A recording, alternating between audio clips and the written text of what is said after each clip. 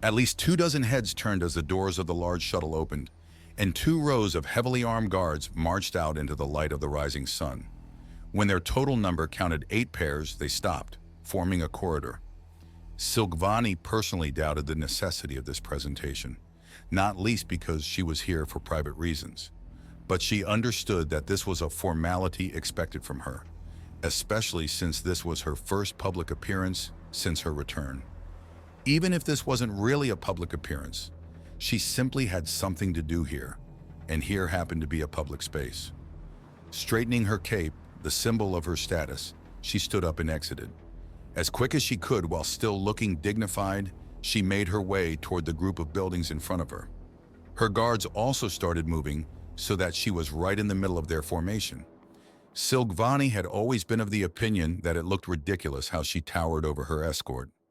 Most members of her family from her father's side were above average in height, but she was tall even when compared to them.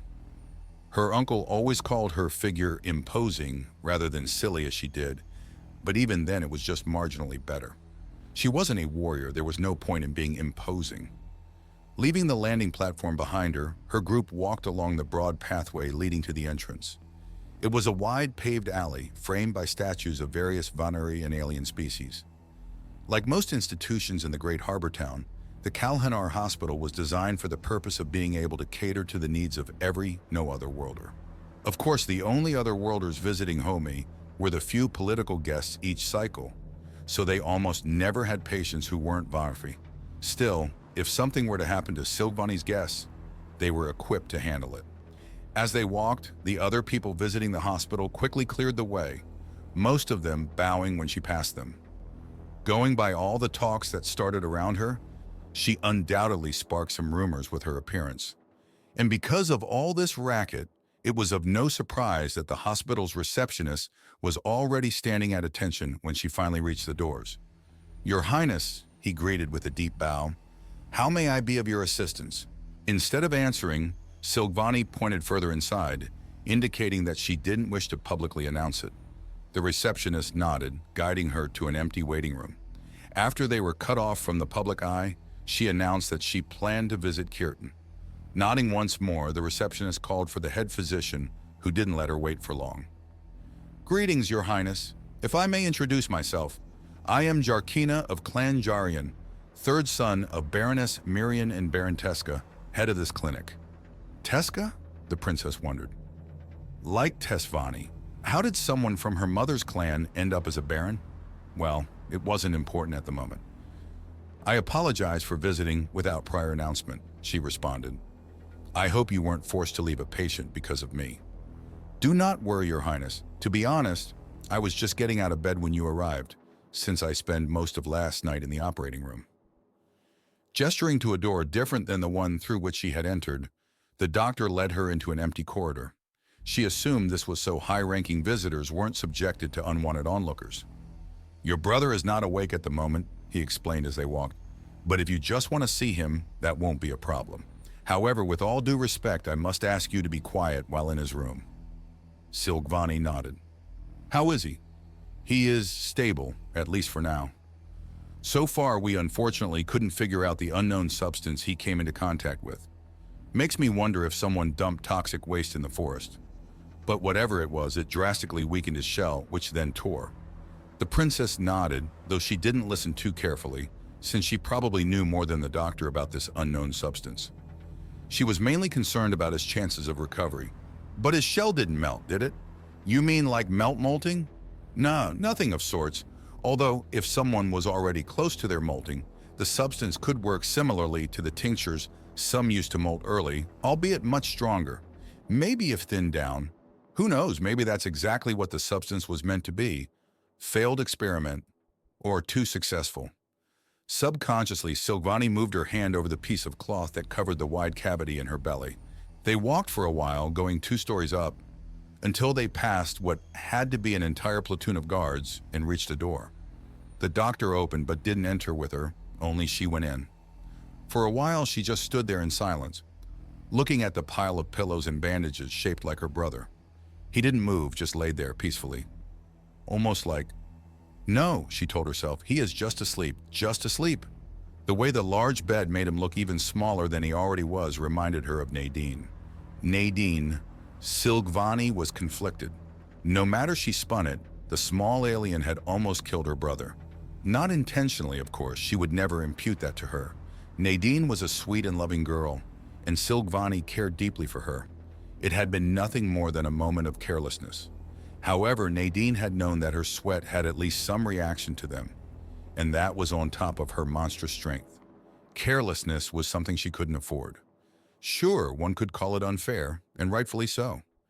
Despite her high age, Nadine was still a child, which was already bizarre on its own, and it was clear how much she suffered from all of this. She was a victim of the circumstances, and Silgvani truly wished to help her. Not only that, her connection with Kurtis seemed to affect her brother in a very positive way. But if it meant risking this... Lastly, there was the topic of her parents.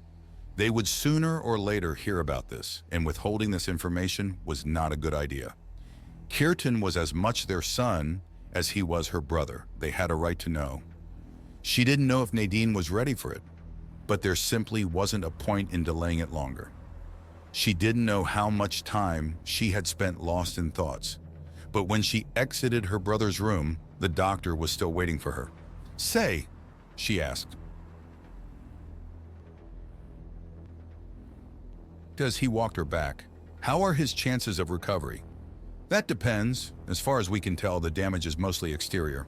Molting should fix the problem, in theory." "And in reality?" "Well, according to the medical record his doctor sent us, his first molting is expected in a bit under a cycle. And right now, his shell is really weak. One thoughtless movement can and probably will cause a new tear. To be blunt, until he molts, he will be a nursing case." That really had been as blunt as a punch to the gut.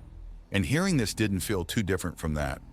Her brother, always so lively and full of energy, being tied to the bed for an entire cycle, she almost couldn't imagine it. "And I'm afraid that's not all." "There is more?" she slipped, sounding way more panicked than she usually allowed herself in public.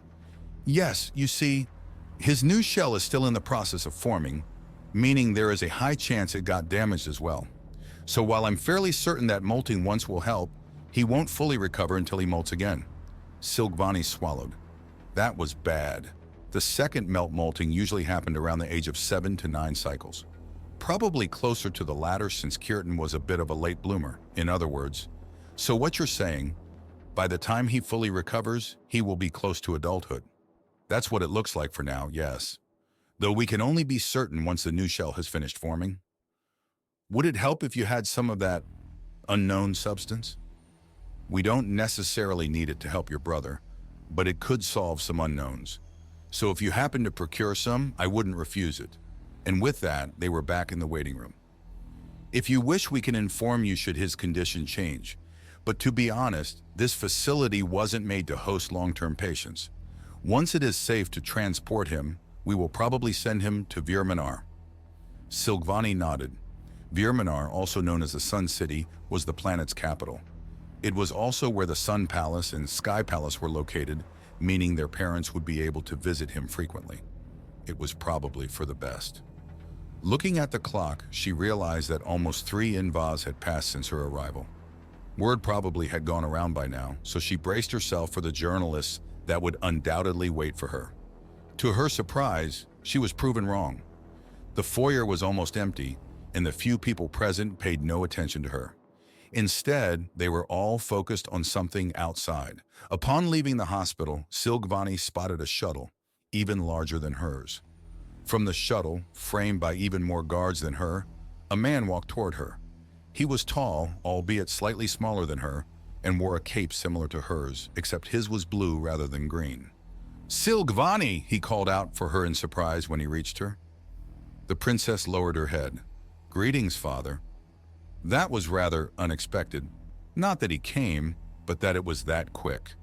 After all, her parents usually resided on the other side of the planet. Assuming the hospital had contacted them yesterday night when Kurtis had been hospitalized, her father would have needed to rush off the moment he had gotten the news. In hindsight, it fits his character, and explains why he looks so tired. "Is mother with you?" "No, she'll visit once I return. I assume you are here for the same reason as I. Yes, I was just on my way back. Though I couldn't talk with him, he was asleep. And is he? His life is not in danger right now, but recovery will take time. The king angrily shook his head. Just what by the first ones happened? Did somebody attack him? Were his guards that useless? No attack, Silgvani quickly corrected him. It was an accident. Honestly, it's at least partially my fault. He cocked his head.